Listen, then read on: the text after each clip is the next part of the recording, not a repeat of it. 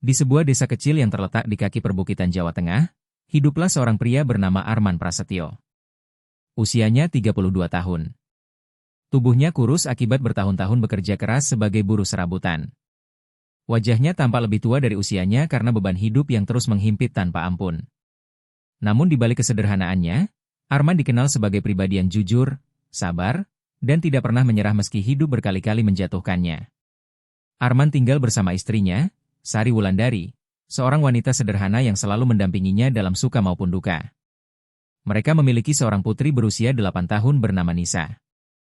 Nisa adalah sumber kebahagiaan terbesar dalam hidup mereka. Senyumnya yang polos sering menjadi alasan Arman untuk tetap bangun setiap pagi dan berjuang meski kenyataan terasa semakin berat. Ada satu lagi sosok penting dalam kisah ini, yaitu Pak Hadi. Ia adalah paman Arman sekaligus adik dari almarhum ayah Arman. Selama bertahun-tahun, hubungan mereka tidak terlalu dekat. Pak Hadi tinggal di kota, sementara Arman menetap di desa. Namun suatu peristiwa tak terduga akan membuat nama Pak Hadi kembali hadir dalam kehidupan Arman dengan cara yang tidak pernah ia bayangkan.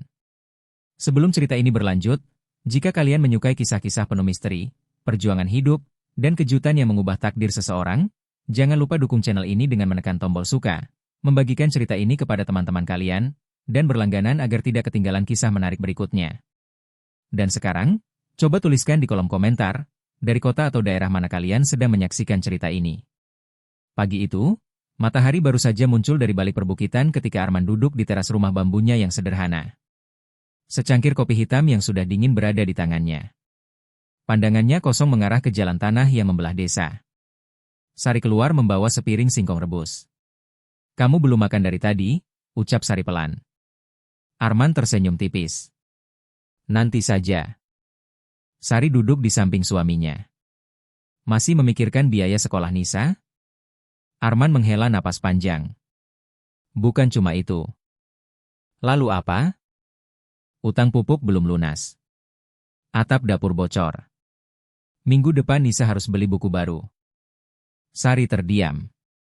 Ia tahu suaminya sedang memikul terlalu banyak beban. Beberapa bulan terakhir keadaan mereka semakin sulit. Pekerjaan bangunan sedang sepi. Sawah yang mereka garap hanyalah lahan sewaan milik orang lain. Penghasilan Arman bahkan tidak cukup untuk memenuhi kebutuhan sehari-hari. Tiba-tiba terdengar suara sepeda motor berhenti di depan rumah. Seorang pria berseragam kantor desa turun sambil membawa amplop coklat. "Pak Arman?" "Iya. Ada surat untuk Bapak." Arman menerima amplop itu dengan bingung. Setelah petugas pergi, ia membuka surat tersebut perlahan. Matanya membelalak. "Ada apa?" tanya Sari. Arman membaca kembali tulisan di atas kertas itu. "Ini tentang tanah warisan ayah." Sari ikut terkejut. "Tanah warisan?" Arman mengangguk. Ayahnya telah meninggal hampir 15 tahun lalu. Sejak saat itu, ia mengira semua harta peninggalan ayahnya telah habis atau berpindah tangan. Namun surat tersebut menjelaskan bahwa terdapat sebidang tanah yang selama ini belum pernah tercatat secara resmi dalam pembagian keluarga. Tanah itu berada di pinggir hutan kecil, sekitar 2 kilometer dari desa. "Bagaimana bisa ada tanah yang belum diketahui selama ini?" tanya Sari. "Aku juga tidak mengerti." Lalu, Arman membaca bagian akhir surat. "Katanya aku harus datang ke kantor desa untuk verifikasi." Siang harinya Arman langsung berangkat. Di kantor desa, ia bertemu kepala desa dan beberapa perangkat yang menunjukkan dokumen lama peninggalan ayahnya. Ternyata tanah tersebut memang tercatat atas nama almarhum ayahnya sejak puluhan tahun lalu. Namun karena lokasinya terpencil dan tidak pernah digarap, keberadaannya hampir terlupakan. "Luasnya lumayan," kata kepala desa. "Sekitar berapa, Pak?" "Hampir 1 hektar." Arman hampir tidak percaya. 1 hektar. Bagi orang kaya mungkin tidak terlalu berarti. Namun bagi Arman, itu seperti secercah cahaya di tengah kegelapan hidupnya. Saat pulang ke rumah, langkahnya terasa jauh lebih ringan. Untuk pertama kalinya setelah sekian lama, ia melihat harapan. Malam itu mereka makan dengan suasana yang berbeda. Nisa yang belum sepenuhnya memahami situasi hanya tersenyum melihat ayahnya tampak lebih bahagia. "Kalau tanah itu bagus, mungkin kita bisa tanami sayur," kata Sari. "Atau pohon buah." Atau dijual sebagian untuk bayar utang? Arman mengangguk. Besok aku mau lihat langsung. Keesokan paginya, Arman berangkat membawa cangkul tua peninggalan ayahnya. Jalan menuju lokasi cukup sulit. Ia harus melewati semak-semak dan jalan setapak yang jarang dilalui orang. Setelah hampir 1 jam berjalan, akhirnya ia tiba. Hamparan tanah luas terbentang di hadapannya. Dipenuhi rumput liar setinggi dada. Beberapa pohon besar berdiri kokoh di sudut-sudut lahan. Arman memandangi tempat itu dengan perasaan campur aduk. Jadi ini warisan ayah. Angin berhembus pelan. Entah mengapa ia merasa sedang berdiri di atas sepotong masa lalu yang selama ini tersembunyi. Hari itu ia mulai membersihkan lahan. Rumput ditebas satu persatu. Semak dibabat. Keringat mengalir deras membasahi bajunya. Meski lelah, hatinya terasa ringan. Setiap ayunan parang seolah membawa harapan baru bagi keluarganya. Menjelang sore, ia menemukan sesuatu yang aneh. Di salah satu sudut tanah terdapat gundukan yang berbeda dari area lainnya. Permukaannya lebih keras. Rumput di atasnya juga tumbuh tidak merata. Arman berjongkok. Tangannya menyentuh tanah tersebut. Aneh. Ia mengambil cangkul dan mulai menggali perlahan. Tanah bagian atas terangkat. Lalu lapisan berikutnya. Dan berikutnya lagi. Sekitar 20 menit berlalu. Tiba-tiba, klang! Suara logam keras menggema dari bawah tanah. Arman langsung berhenti. Jantungnya berdetak lebih cepat.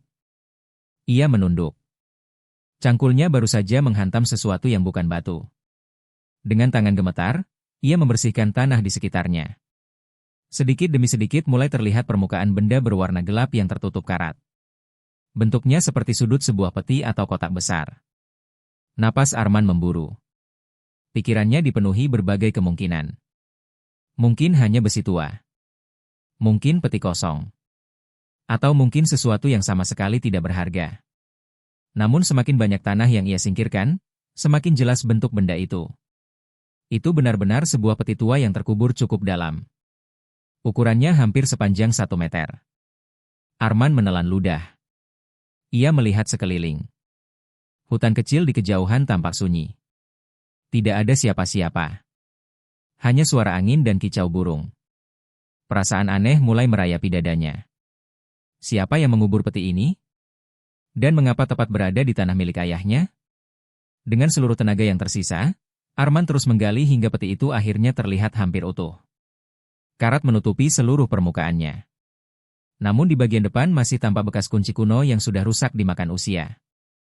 Matahari mulai turun. Langit berubah jingga. Arman duduk di samping peti itu sambil mengatur napas. Tangannya gemetar. Ia tahu bahwa apapun isi peti tersebut, hidupnya mungkin akan berubah mulai hari ini. Perlahan, ia meraih gagang besi di bagian atas peti. Lalu mencoba mengangkat tutupnya yang berat. Awalnya tidak bergerak. Ia menarik lebih kuat. Suara berdecit panjang terdengar memecah kesunyian. Tutup peti mulai terbuka beberapa sentimeter. Dan pada saat itulah, sesuatu yang berkilau samar dari dalam celah peti membuat Arman membeku di tempatnya. Matanya membelalak. Napasnya tertahan. Karena apa yang baru saja ia lihat sama sekali tidak sesuai dengan apapun yang pernah ia bayangkan selama hidupnya. Arman mematung beberapa saat.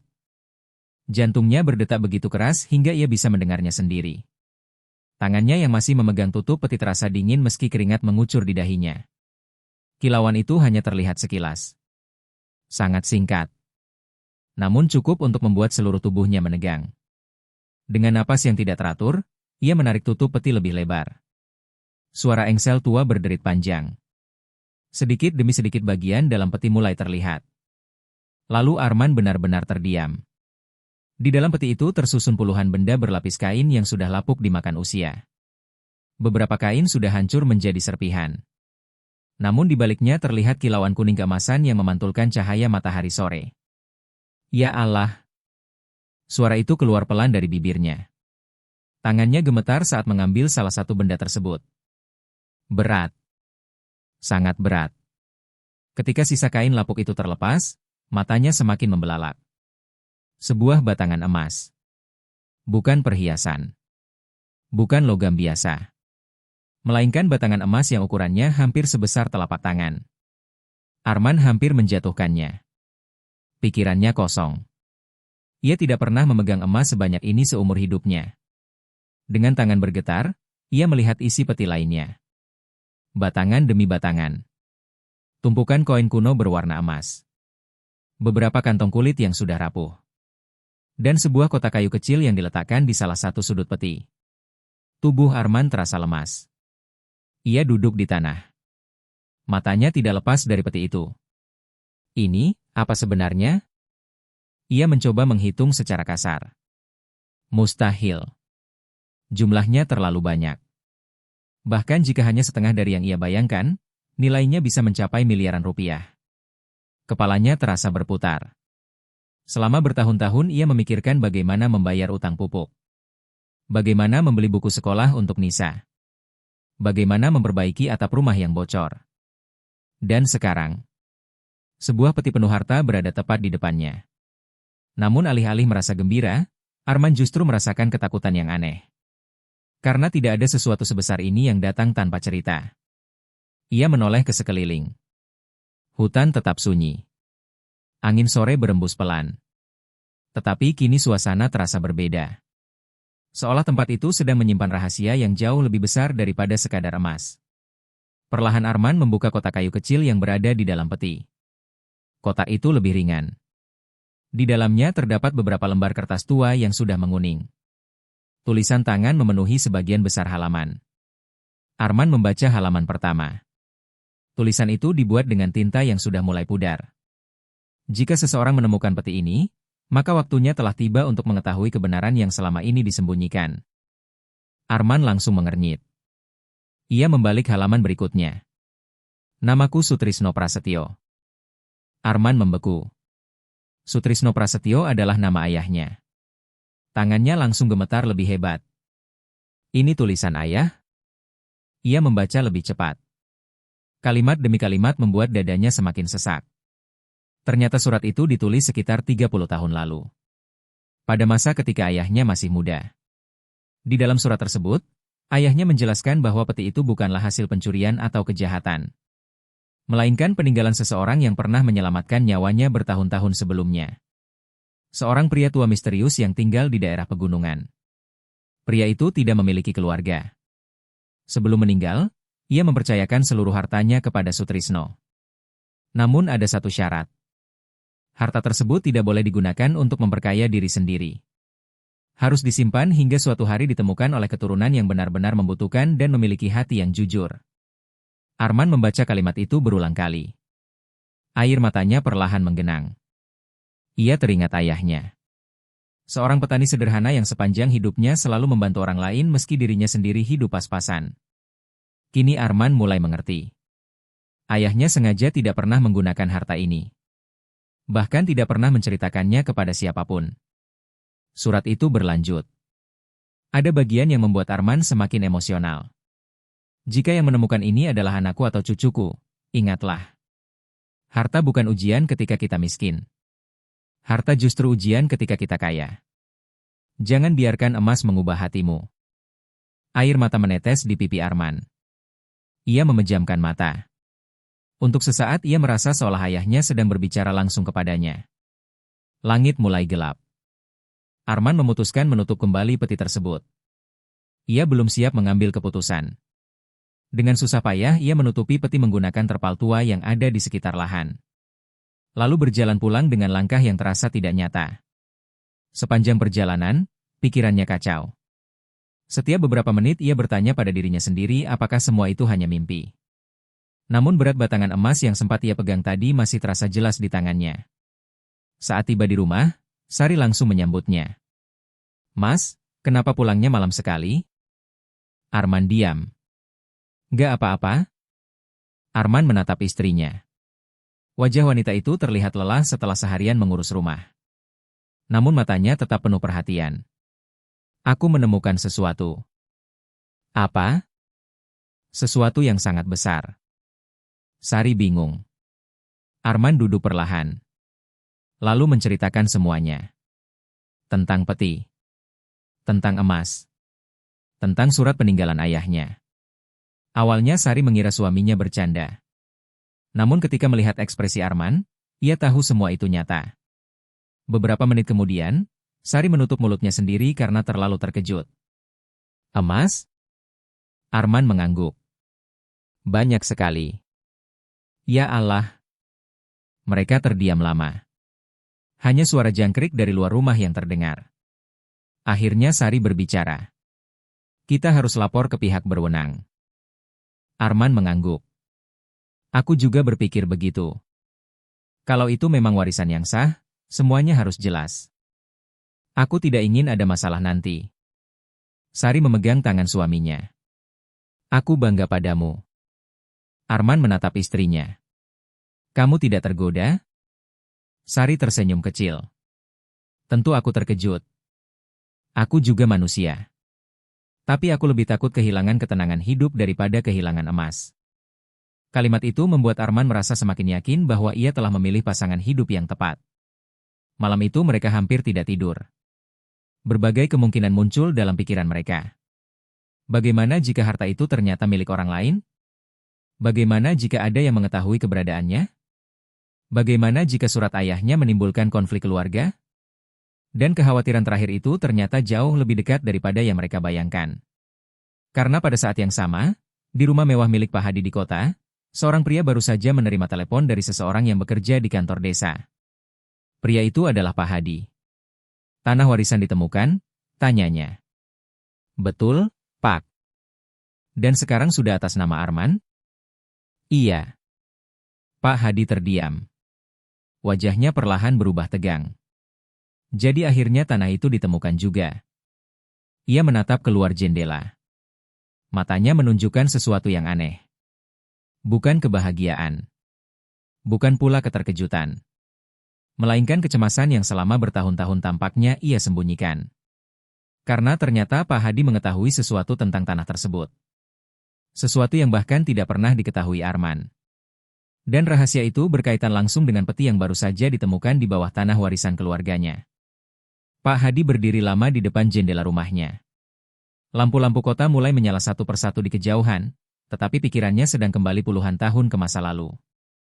Masa ketika ia masih remaja. Masa ketika kakaknya, Sutrisno Prasetyo, masih hidup. Tangannya perlahan mengepal. Aku kira rahasia itu akan terkubur selamanya, gumamnya pelan. Di ruang tamu, istrinya yang bernama Ratna melihat wajah suaminya yang berubah pucat. Ada apa? Pak Hadi menoleh. Tanah itu ditemukan. Ratna langsung mengerti tanah yang dimaksud. Tanah di pinggir hutan? Pak Hadi mengangguk. Ratna terdiam. Ia termasuk sedikit orang yang mengetahui sebagian cerita lama keluarga tersebut. Namun bahkan Ratna tidak mengetahui semuanya. Arman tahu?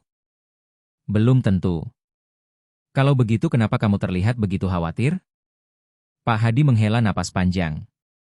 Karena kalau dia mulai menggali tanah itu, mungkin dia akan menemukan sesuatu yang seharusnya tidak pernah ditemukan. Ratna menatap suaminya dengan bingung. Tetapi Pak Hadi tidak melanjutkan. Ia hanya berjalan menuju kamar kerjanya dan menutup pintu. Malam itu ia tidak tidur. Bayangan masa lalu terus menghantuinya. Sementara itu, di desa, Arman juga mengalami malam yang panjang. Ia beberapa kali terbangun. Setiap kali memejamkan mata, bayangan peti penuh emas kembali muncul. Namun yang paling mengganggunya bukanlah emas itu, melainkan surat peninggalan ayahnya. Ada sesuatu yang terasa belum lengkap. Seolah surat itu menyimpan makna yang lebih dalam. Menjelang subuh, Arman akhirnya duduk di ruang tengah rumah. Ia memandangi foto lama ayahnya yang tergantung di dinding. Foto hitam putih yang mulai pudar. Ayah, sebenarnya apa yang ayah sembunyikan? Tidak ada jawaban. Hanya keheningan. Keesokan paginya Arman kembali ke lokasi tanah warisan. Kali ini ia membawa tas, air minum, dan salinan surat yang sempat ia foto menggunakan ponsel. Ia ingin memeriksa semuanya dengan lebih teliti. Sesampainya di lokasi, peti itu masih berada di tempatnya. Tidak ada tanda-tanda seseorang datang. Arman merasa sedikit lega. Ia membuka kembali peti tersebut. Sinar matahari pagi memantul dari permukaan emas yang tersusun rapi. Namun kali ini fokusnya bukan pada harta itu. Ia mengambil seluruh dokumen yang ada di dalam kotak kayu. Lalu mulai membacanya satu persatu. Sebagian besar berisi catatan ayahnya. Tentang kehidupan. Tentang keluarga. Tentang nilai kejujuran. Tetapi ketika sampai pada lembar terakhir, Arman menemukan sesuatu yang tidak sempat ia baca kemarin. Sebuah peta kecil yang digambar tangan. Peta itu menunjukkan lokasi tanah warisan. Di salah satu sudut terdapat tanda silang merah. Arman mengernyit. Tanda silang itu tidak berada di lokasi peti, melainkan sekitar 50 meter dari tempat ia berdiri sekarang. Ini apa? Jantungnya kembali berdebar. Ia memandang ke arah yang ditunjukkan peta. Di sana berdiri sebuah pohon beringin tua yang sangat besar. Batangnya begitu lebar hingga 3 orang dewasa mungkin tidak cukup untuk memeluknya. Arman menatap pohon itu beberapa saat. Lalu melipat peta. Ia mengambil cangkul. Dan mulai berjalan menuju lokasi yang ditandai. Semakin dekat, semakin kuat perasaan aneh dalam dadanya. Pohon itu terlihat sangat tua. Mungkin sudah berdiri sejak sebelum ayahnya lahir. Akar-akarnya menjulur ke segala arah. Beberapa bahkan muncul di atas permukaan tanah seperti ular raksasa. Arman memeriksa peta sekali lagi. Benar. Tanda silang berada tepat di dekat salah satu akar terbesar. Ia mulai menggali. 1 ayunan. 2 ayunan.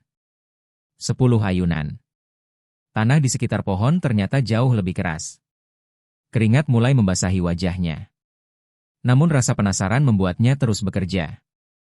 Waktu berlalu. Setengah jam. 1 jam. Belum ada apa-apa. Arman hampir menyerah ketika tiba-tiba cangkulnya mengenai sesuatu. Bukan logam. Bukan batu. Melainkan kayu. Tok! Arman langsung menghentikan gerakannya. Matanya membesar. Ia berjongkok dan membersihkan tanah dengan tangan. Perlahan muncul permukaan papan kayu tua. Ukurannya tidak besar. Mungkin sekitar setengah meter. Arman menggali lebih hati-hati. Tak lama kemudian sebuah kotak kayu kecil berhasil ia angkat. Berbeda dengan peti emas yang penuh karat, kotak ini dibuat dengan sangat rapi. Meski sudah tua, kondisinya masih cukup baik. Terdapat ukiran sederhana di bagian atas. Dan yang membuat Arman terkejut, ukiran itu adalah inisial yang sangat ia kenal. SP. Sutrisno Prasetyo. Nama ayahnya. Napas Arman tercekat. Dengan hati-hati ia membuka kotak tersebut. Di dalamnya tidak ada emas. Tidak ada uang. Hanya beberapa lembar surat dan sebuah foto lama. Arman mengambil foto itu terlebih dahulu. Begitu melihatnya, tubuhnya langsung membeku. Foto itu menampilkan 4 orang pria muda. Salah satunya adalah ayahnya. Arman langsung mengenal wajah tersebut. Namun 3 orang lainnya asing baginya. Yang aneh, keempat pria dalam foto itu berdiri di depan peti yang sangat mirip dengan peti emas yang baru ditemukan. Ini? Arman membalik foto tersebut. Di bagian belakang tertulis sebuah kalimat dengan tinta yang hampir pudar. Sahabat untuk selamanya. Tahun 1987. Arman semakin bingung. Dalam surat sebelumnya, ayahnya menulis bahwa harta itu berasal dari seorang pria tua misterius. Tetapi foto ini menunjukkan ada 3 orang lain yang terlibat. Mengapa ayahnya tidak pernah menceritakan mereka? Arman segera membuka surat berikutnya. Tulisan tangan ayahnya kembali memenuhi halaman. Namun isi surat kali ini membuat bulu kuduknya meremang. Jika kamu membaca surat ini, berarti kamu telah menemukan peti pertama dan kotak kedua. Maka ada kebenaran yang harus kamu ketahui. Selama hidupku, aku memikul rahasia yang tidak pernah bisa kuceritakan kepada siapapun. Arman membaca semakin cepat. Matanya bergerak mengikuti setiap kata. Lalu tiba-tiba ia berhenti. Wajahnya berubah pucat. Tangannya gemetar. Karena pada bagian berikutnya tertulis sesuatu yang sama sekali tidak pernah ia bayangkan. Sesuatu yang mampu mengubah seluruh pandangannya terhadap ayahnya. Dan mungkin juga terhadap Pak Hadi. Tulisan itu berbunyi. Aku tidak menemukan harta itu sendirian. Ada 4 orang yang mengetahui keberadaannya. Aku, Hadi, Surono, dan Bima. Dan dari keempat orang itu, hanya dua yang mengetahui apa yang sebenarnya terjadi pada malam ketika pemilik harta tersebut meninggal. Arman menatap kalimat itu berkali-kali. Seolah matanya tidak percaya pada apa yang baru saja dibaca. Nama Hadi. Itu jelas merujuk pada Pak Hadi, pamannya. Selama ini, Arman mengira penemuan peti emas tersebut hanyalah rahasia yang diketahui ayahnya seorang diri. Namun sekarang, semuanya berubah. Ternyata ada orang lain yang mengetahui keberadaan harta itu. Dan salah satunya masih hidup. Tangan Arman semakin gemetar saat melanjutkan membaca surat tersebut. Aku menulis ini bukan untuk membuka luka lama, melainkan agar suatu hari nanti keluargaku mengetahui kebenaran jika aku sudah tidak ada. Selama bertahun-tahun aku menyimpan beban ini sendirian. Arman menarik napas panjang. Angin pagi berembus pelan di antara dedaunan pohon beringin tua. Suasana yang tadinya tenang kini terasa menyesakan. Ia melanjutkan membaca. Tahun 1987, aku dan Hadi bekerja sebagai pengangkut hasil bumi di daerah pegunungan.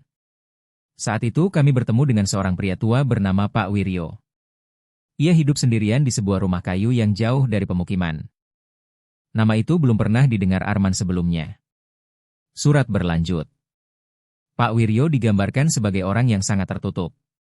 Namun ia memiliki banyak pengetahuan tentang sejarah daerah tersebut. Banyak warga percaya bahwa Pak Wiryo berasal dari keluarga kaya yang kehilangan seluruh keluarganya akibat konflik puluhan tahun sebelumnya. Meski begitu, tidak ada yang benar-benar mengetahui asal-usulnya. Suatu hari Pak Wiryo jatuh sakit. Tidak ada keluarga yang merawatnya. Tidak ada kerabat yang datang menjenguk. Hanya Sutrisno, Hadi, Surono, dan Bima yang sesekali membawakan makanan. Mereka membantu pria tua itu selama berbulan-bulan. Hingga akhirnya, beberapa hari sebelum meninggal, Pak Wiryo memanggil mereka berempat. Arman terus membaca dengan penuh perhatian. Aku masih ingat malam itu. Hujan turun sangat deras. Petir menyambar berkali-kali. Pak Wiryo meminta kami datang ke rumahnya. Surat itu menjelaskan bagaimana Pak Wiryo membuka sebuah ruang rahasia di bawah lantai rumah kayunya. Di dalam ruang tersebut terdapat peti berisi emas dan berbagai barang berharga. Pak Wiryo mengatakan bahwa seluruh harta itu merupakan peninggalan keluarganya. Ia tidak memiliki keturunan. Karena itu, ia ingin menyerahkan semuanya kepada orang-orang yang selama ini merawatnya. Namun ada syarat. Harta itu harus digunakan dengan bijaksana. Tidak boleh menjadi sumber perpecahan. Tidak boleh membuat mereka saling menghancurkan. Arman mengangguk pelan. Bagian itu masih sesuai dengan cerita yang ia baca sebelumnya. Tetapi semakin jauh ia membaca, semakin berat isi surat tersebut. Setelah Pak Wiryo meninggal, semuanya mulai berubah. Kalimat itu membuat dada Arman berdebar. Hari-hari pertama berjalan baik. Namun ketika kami mulai membicarakan pembagian harta, keserakahan muncul. Arman merasakan tenggorokannya mengering. Surat itu menceritakan bagaimana Surono dan Bima mulai berselisih. Mereka merasa berhak mendapatkan bagian yang lebih besar. Pertengkaran kecil berubah menjadi pertengkaran besar. Persahabatan yang telah terjalin bertahun-tahun perlahan retak. Sutrisno berusaha menjadi penengah. Namun situasi semakin sulit. Kemudian Arman menemukan kalimat yang membuatnya terdiam lama. Pada suatu malam, sesuatu terjadi yang mengubah hidup kami selamanya. Jantungnya berdetak lebih cepat. Ia membaca lebih lanjut. Malam itu hanya aku dan Hadi yang berada di lokasi. Arman langsung mengangkat wajahnya. Tatapannya kosong. Hanya aku dan Hadi. Artinya hanya ayahnya dan Pak Hadi yang mengetahui apa yang sebenarnya terjadi. Tangannya semakin erat memegang surat. Aku tidak akan menuliskan seluruh detailnya karena terlalu menyakitkan. Namun malam itu seseorang kehilangan nyawanya. Arman membeku. Surat hampir terlepas dari tangannya. Seseorang kehilangan nyawanya.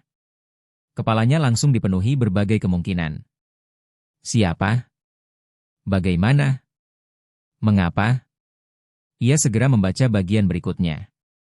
Tetapi ayahnya tidak menyebut nama korban secara langsung. Hanya ada satu kalimat. Sejak malam itu, kami sepakat menyembunyikan sebagian harta dan mengubur rahasia tersebut bersama waktu. Arman menelan ludah. Keringat dingin mulai muncul di punggungnya. Ini jauh lebih besar daripada yang ia bayangkan. Ia datang ke tanah warisan hanya berharap menemukan lahan yang bisa digarap. Lalu menemukan peti emas. Dan sekarang ia justru terjebak dalam misteri yang berusia puluhan tahun. Misteri yang tampaknya melibatkan kematian seseorang. Beberapa lembar terakhir surat berisi pesan untuk keluarga. Tentang pentingnya kejujuran. Tentang bahaya keserakahan. Dan tentang harapan agar suatu hari kebenaran bisa terungkap tanpa menghancurkan siapapun. Namun satu hal yang paling mengganggu Arman adalah satu halaman yang tampak sengaja dirobek. Bekas sobekannya masih jelas. Seolah bagian terpenting dari cerita justru hilang. Kenapa halaman ini tidak ada? Arman membalik-balik surat itu. Tidak ada lagi. Halaman tersebut benar-benar hilang. Dan kemungkinan besar halaman itulah yang menjelaskan siapa yang meninggal pada malam misterius itu. Arman menatap foto lama yang ditemukan bersama surat. 4 pria muda tersenyum ke arah kamera. Sutrisno, Hadi, Surono, Bima. 4 sahabat. Tetapi sekarang hanya satu yang bisa memberikan jawaban. Pak Hadi. Sore harinya, Arman pulang membawa seluruh surat dan foto tersebut. Sari langsung menyadari ada sesuatu yang berbeda. Kamu menemukan apa lagi? Arman duduk perlahan. Kemudian menceritakan semuanya. Tentang foto. Tentang surat. Tentang kematian misterius.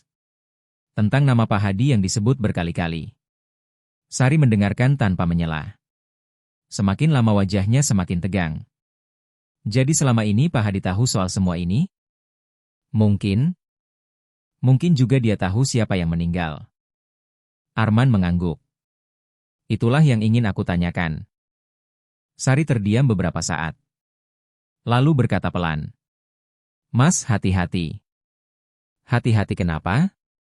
Kalau benar ada kematian yang disembunyikan, berarti ada rahasia yang dijaga selama hampir 40 tahun. Arman memahami maksud istrinya. Rahasia yang bertahan selama itu biasanya tidak sederhana. Seringkali ada rasa takut yang menyertainya. Atau rasa bersalah. Malam itu Arman membuat keputusan. Ia akan menemui Pak Hadi. Bukan melalui telepon. Bukan melalui pesan. Ia ingin bertatap muka langsung. Ia ingin melihat ekspresi pamannya saat mendengar nama Surono dan Bima disebut kembali. Keesokan paginya ia berangkat ke kota. Perjalanan memakan waktu hampir 3 jam. Sepanjang jalan pikirannya dipenuhi pertanyaan. Apa yang sebenarnya terjadi pada malam itu? Siapa yang meninggal? Mengapa ayahnya mengubur sebagian harta? Dan yang paling penting, apakah Pak Hadi selama ini mengatakan yang sebenarnya kepada keluarga mereka? Menjelang siang, Arman akhirnya tiba di rumah besar milik Pak Hadi. Rumah itu jauh berbeda dari rumah sederhana yang ia tinggali. 2 lantai. Halaman luas. Mobil mahal terparkir di garasi. Arman berdiri beberapa saat di depan pagar. Entah mengapa perasaannya semakin tidak nyaman. Ia menekan bel. Tak lama kemudian seorang asisten rumah tangga membukakan pintu. Cari siapa? Saya Arman. Keponakan Pak Hadi. Wanita itu tampak mengenali namanya. Silakan masuk. Arman melangkah ke ruang tamu. Beberapa menit kemudian, langkah kaki terdengar dari lantai atas. Pak Hadi muncul. Begitu melihat Arman, wajahnya langsung berubah. Bukan karena senang. Bukan karena terkejut. Melainkan karena panik. Sangat panik.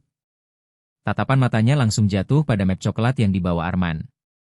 Dan sebelum Arman sempat mengucapkan satu kata pun, Pak Hadi berkata dengan suara pelan yang penuh ketegangan. Kamu sudah menemukan surat itu, ya? Arman langsung berhenti melangkah. Seluruh tubuhnya menegang. Kalimat itu keluar begitu saja dari mulut Pak Hadi, tanpa Arman sempat menjelaskan apapun. Artinya satu hal. Pamannya memang mengetahui keberadaan surat tersebut. Bahkan mungkin mengetahui isi surat itu. Ruangan tiba-tiba terasa sunyi. Hanya suara pendingin ruangan yang terdengar samar di sudut ruang tamu. Arman menatap Pak Hadi dalam-dalam. Jadi paman memang tahu? Pak Hadi tidak langsung menjawab. Wajah pria berusia 60 tahun itu tampak jauh lebih tua dibanding terakhir kali Arman melihatnya. Ada kelelahan yang tidak biasa di matanya. Ada beban yang selama ini tampaknya terus ia pikul. Duduklah dulu, ucap Pak Hadi pelan. Aku tidak datang untuk minum teh atau berbasa-basi, Paman. Pak Hadi memejamkan mata sejenak. Arman? Ayah menulis tentang malam itu. Pak Hadi langsung terdiam. Ayah menulis tentang Pak Wiryo. Tentang peti emas. Tentang Surono dan Bima. Nama-nama itu membuat wajah Pak Hadi berubah pucat. Dan ayah menulis bahwa seseorang kehilangan nyawa. Tidak ada jawaban. Arman maju selangkah. Siapa yang meninggal, Paman? Pak Hadi memalingkan wajah.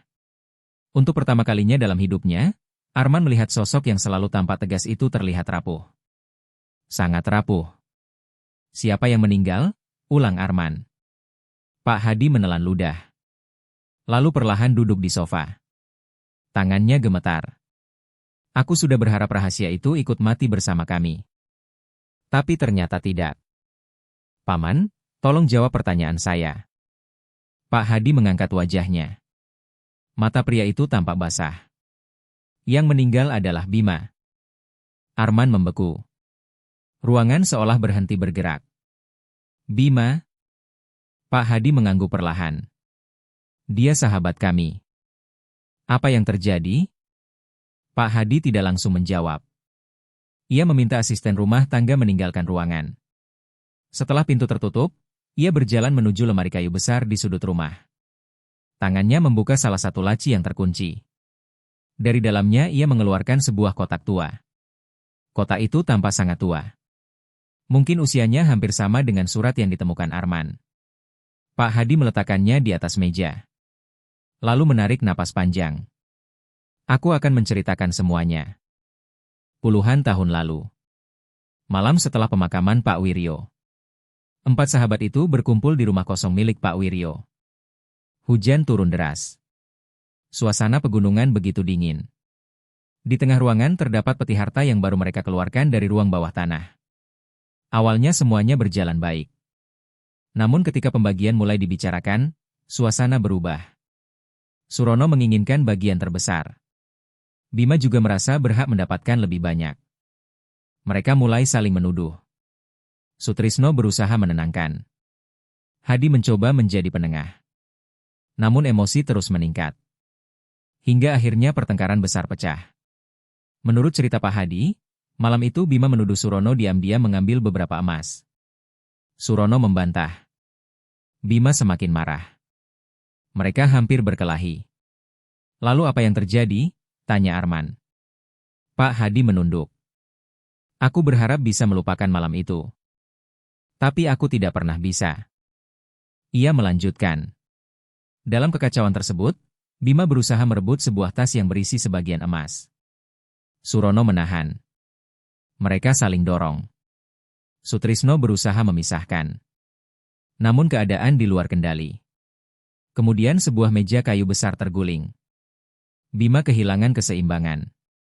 Tubuhnya terjatuh ke belakang. Dan kepalanya menghantam sudut batu perapian. Pak Hadi terdiam. Air mata mulai terlihat di sudut matanya. Ketika kami menghampirinya. Suaranya bergetar. Dia sudah tidak bergerak. Arman merasakan bulu kuduknya berdiri. Dia meninggal? Pak Hadi mengangguk. Di tempat. Ruangan kembali sunyi. Arman tidak tahu harus berkata apa. Selama ini ia membayangkan sesuatu yang lebih gelap. Pembunuhan. Pengkhianatan. Kejahatan yang disengaja. Namun kenyataannya jauh lebih tragis. Kecelakaan. Sebuah kecelakaan yang lahir dari keserakahan. Pak Hadi mengusap wajahnya. Kami panik. Ayah juga? Sangat panik. Lalu, Pak Hadi memandang jauh keluar jendela. Waktu itu kami masih muda. Kami takut. Takut di penjara? Takut semuanya. Pak Hadi menarik napas panjang. Kami takut dituduh membunuh. Takut keluarga Bima menghancurkan hidup kami. Takut kehilangan masa depan. Arman mendengarkan tanpa berkedip. Kami membuat keputusan yang salah malam itu. Apa? Kami menyembunyikan kejadian sebenarnya. Arman menegang. Pak Hadi melanjutkan. Mereka membawa jenazah Bima ke jalur tebing yang biasa dilalui warga. Lalu membuat seolah-olah Bima mengalami kecelakaan saat perjalanan pulang. Beberapa hari kemudian seluruh desa percaya bahwa Bima meninggal karena terjatuh saat hujan deras. Tidak ada yang curiga. Tidak ada penyelidikan. Kasus itu selesai. Namun tidak pernah benar-benar selesai di hati mereka. Ayah menyesal? Tanya Arman. Pak Hadi tertawa pahit. Setiap hari. Maksud paman? Pak Hadi membuka kotak tua yang tadi ia keluarkan. Di dalamnya terdapat puluhan surat. Sebagian sudah menguning. Sebagian hampir hancur. Ini surat-surat kakakmu. Arman terdiam. Kakak? Maksudku ayahmu. Pak Hadi mengambil satu surat. Setelah kejadian itu, hidupnya berubah. Pak Hadi menyerahkan surat tersebut. Arman membacanya. Tulisan tangan ayahnya memenuhi halaman. Isi surat itu membuat dadanya sesak. Ayahnya menulis tentang rasa bersalah. Tentang mimpi buruk yang terus menghantuinya. Tentang wajah Bima yang selalu muncul setiap kali ia memejamkan mata. Tentang penyesalan yang tidak pernah pergi. Ternyata selama puluhan tahun, ayahnya hidup membawa luka itu sendirian. Ayah ingin menyerahkan diri?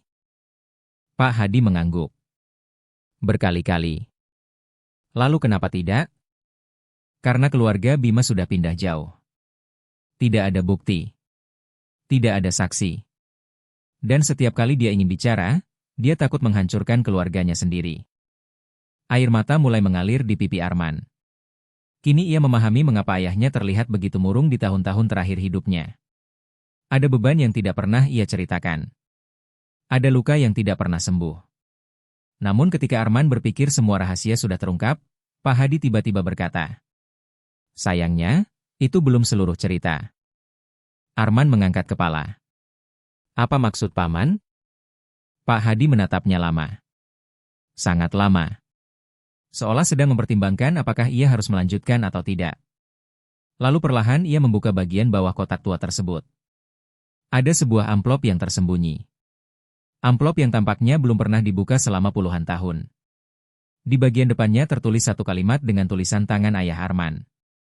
Jika suatu hari Arman menemukan ini, berarti waktunya dia mengetahui kebenaran terakhir. Jantung Arman langsung berdegup keras. Kebenaran terakhir? Bukankah semua sudah terungkap? Pak Hadi menyerahkan amplop itu dengan tangan gemetar. Surat ini dititipkan ayahmu kepadaku 2 minggu sebelum dia meninggal. Kenapa baru sekarang diberikan? Karena, suara Pak Hadi bergetar. Karena isi surat ini adalah rahasia yang bahkan tidak pernah berani kubaca. Arman memandang amplop tua itu. Dadanya terasa sesak. Entah mengapa, firasat buruk mulai muncul. Karena jika seorang pria seperti Pak Hadi sampai takut membaca isi surat tersebut selama bertahun-tahun, maka apapun yang ada di dalamnya kemungkinan jauh lebih mengejutkan daripada seluruh rahasia yang baru saja terungkap. Arman memandangi amplop tua itu dalam diam. Ruangan terasa begitu sunyi hingga suara detak jam di dinding terdengar jelas.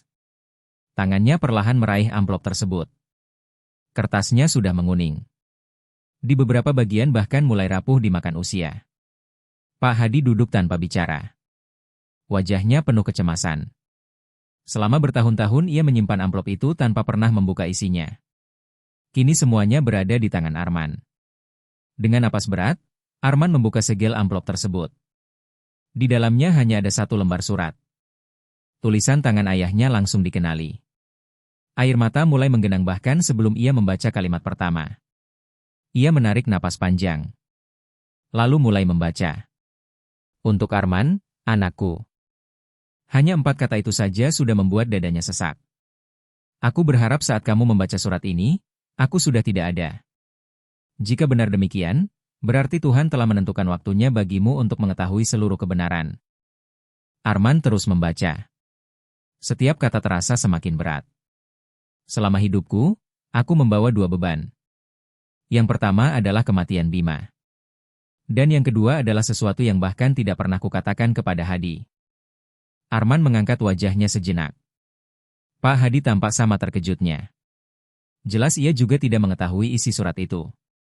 Arman kembali membaca. Malam ketika Bima meninggal memang sebuah kecelakaan. Namun ada satu hal yang tidak pernah diketahui siapapun. Jantung Arman berdebar keras. Tas yang diperebutkan malam itu tidak berisi emas. Arman membeku. Matanya bergerak cepat membaca baris berikutnya. Yang diperebutkan malam itu adalah sebuah dokumen. Dokumen? Arman mengernyit. Ia melanjutkan membaca. Setelah kematian Bima, aku menemukan dokumen tersebut di bawah meja yang roboh. Aku menyembunyikannya karena takut semuanya akan semakin rumit. Surat itu menjelaskan bahwa Pak Wiryo ternyata bukan sekadar pria tua biasa. Ia adalah keturunan keluarga terpandang yang pernah memiliki banyak tanah di berbagai daerah. Sebagian besar aset keluarga tersebut hilang akibat konflik puluhan tahun sebelumnya. Namun beberapa aset masih tercatat secara hukum. Dan seluruh bukti kepemilikannya berada dalam dokumen yang ditemukan Sutrisno malam itu. Arman membaca semakin cepat. Tangannya gemetar. Aku tidak pernah mengambil emas itu untuk diriku sendiri. Tetapi aku juga tidak pernah berani menyerahkan dokumen tersebut kepada siapapun. Air mata mulai jatuh ke atas kertas. Aku takut jika dokumen itu jatuh ke tangan orang yang salah. Aku takut keserakahan kembali menghancurkan kehidupan banyak orang. Lalu Arman membaca bagian yang membuatnya terdiam lama. Sebelum aku meninggal, aku akhirnya memutuskan sesuatu. Semua dokumen itu kusimpan di tempat yang aman. Jika kamu menemukan surat ini, pergilah ke rumah tua kita. Di bawah lantai kamar tempat aku tidur dahulu terdapat kotak besi kecil. Arman menatap Pak Hadi. Pak Hadi ikut membelalakan mata. Mereka saling berpandangan. Tak lama kemudian mereka langsung berangkat ke desa. Perjalanan terasa sangat panjang. Sepanjang jalan tidak banyak yang mereka bicarakan. Masing-masing larut dalam pikiran sendiri. Sesampainya di rumah lama Arman, mereka segera masuk ke kamar yang dulu ditempati almarhum Sutrisno. Lantai kayunya sudah tua. Arman mengikuti petunjuk dalam surat. Beberapa papan lantai dibongkar. Dan setelah hampir 1 jam mencari, mereka menemukannya. Sebuah kotak besi kecil yang terkubur di bawah lantai. Arman mengangkat kotak itu dengan tangan gemetar. Kuncinya sudah berkarat. Namun setelah dibuka, mereka menemukan tumpukan dokumen yang masih terjaga dengan baik. Sertifikat tanah. Surat kepemilikan. Peta-peta lama. Dan berbagai catatan hukum. Semuanya atas nama keluarga Pak Wiryo. Jumlah aset yang tercatat membuat Arman dan Pak Hadi saling menatap. Nilainya jauh lebih besar daripada emas yang ditemukan di tanah warisan. Bukan miliaran. Melainkan puluhan bahkan mungkin ratusan miliar rupiah jika dihitung dengan nilai sekarang. Namun yang paling mengejutkan bukanlah jumlahnya. Melainkan nama yang tercantum dalam dokumen terakhir. Dokumen wasiat. Dalam wasiat tersebut, Pak Wiryo menuliskan bahwa seluruh aset harus digunakan untuk kepentingan masyarakat desa tempat ia pernah tinggal. Bukan untuk individu tertentu. Bukan untuk keluarga tertentu. Melainkan untuk pendidikan, kesehatan, dan kesejahteraan warga. Ruangan langsung sunyi. Air mata mengalir di wajah Pak Hadi. Aku mengerti sekarang, bisiknya. Ayahmu menjaga semua ini selama puluhan tahun. Arman mengangguk pelan. Kini semuanya masuk akal. Ayahnya tidak menyembunyikan dokumen itu karena ingin memilikinya. Ia justru berusaha melindunginya sampai menemukan orang yang tepat untuk meneruskan amanah tersebut. Beberapa bulan kemudian, setelah berkonsultasi dengan pengacara, pemerintah daerah, dan berbagai pihak terkait, seluruh dokumen diverifikasi secara hukum. Prosesnya panjang. Tidak mudah. Namun akhirnya aset-aset yang masih dapat diklaim secara legal berhasil diamankan. Sesuai wasiat Pak Wiryo, sebuah yayasan dibentuk. Yayasan itu menggunakan nama Yayasan Wiryo Prasetyo. Nama Pak Wiryo dan Sutrisno digabung sebagai penghormatan atas amanah yang mereka tinggalkan. Dari dana tersebut dibangun sekolah baru di desa. Klinik kesehatan gratis. Program beasiswa untuk anak-anak kurang mampu. Jalan desa yang selama puluhan tahun rusak akhirnya diperbaiki. Ratusan keluarga merasakan manfaatnya.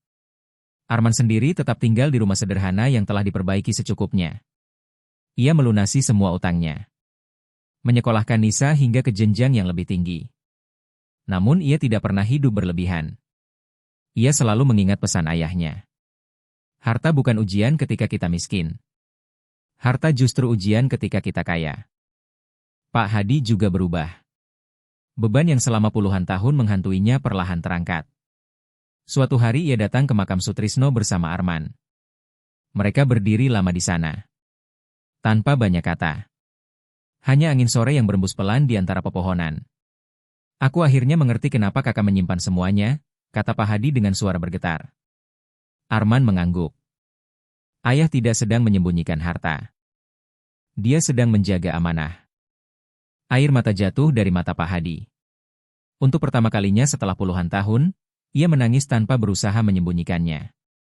Dan untuk pertama kalinya pula, keduanya merasakan kedamaian yang selama ini hilang.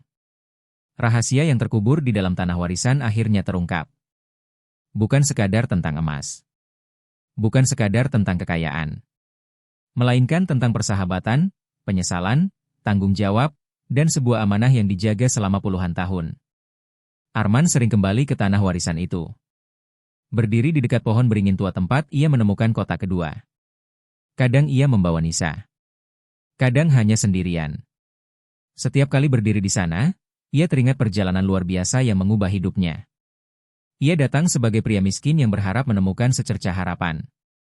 Namun yang ia temukan jauh lebih besar daripada harta apapun. Ia menemukan kebenaran. Ia menemukan warisan sesungguhnya dari ayahnya. Dan ia menemukan pelajaran yang akan diwariskannya kepada anak cucunya kelak. Bahwa kekayaan terbesar bukanlah emas yang tersimpan dalam peti. Melainkan hati yang tetap jujur ketika memiliki kesempatan untuk menjadi serakah.